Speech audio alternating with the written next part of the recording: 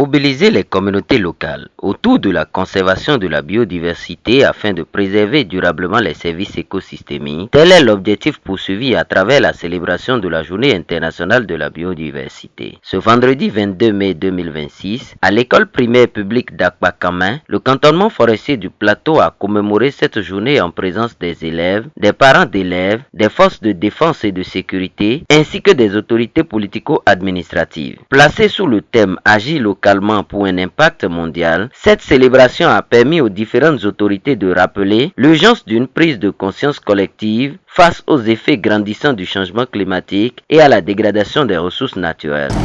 Ce thème nous rappelle que les actions que nous menons ici dans nos communes, dans nos écoles, dans nos forêts ont une portée bien au-delà de nos frontières. Chaque écosystème préservé, chaque gène sauvegardé, chaque espèce protégée, chaque arbre planté, chaque élève sensibilisé contribue à la protection de la biodiversité mondiale. Dans une commune comme la nôtre, où les activités agricoles, artisanales et commerciales dépendent étroitement des ressources naturelles, la biodiversité occupe une place centrale dans notre quotidien.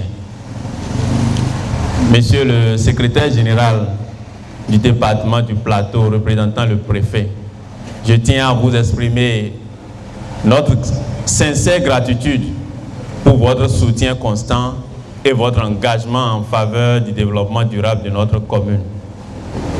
Avec la collaboration du personnel de l'EPP Akpakamin, soyez donc rassurés que les plans qui seront mis en terre aujourd'hui feront l'objet d'un suivi rigoureux afin que cette initiative devienne une référence dans notre département, voire au-delà.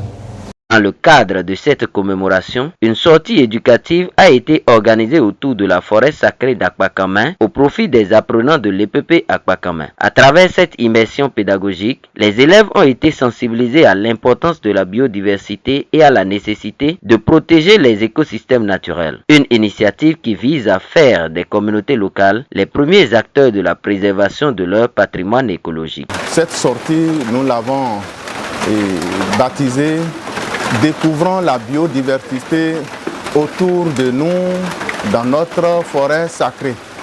Donc cette sortie permet aux enfants de toucher du bout de doigt les éléments de la nature, surtout la biodiversité, qu'ils puissent comprendre qu'est-ce qu'on appelle la biodiversité. Et aussi la sortie permet de voir les plantes, les animaux dans notre environnement.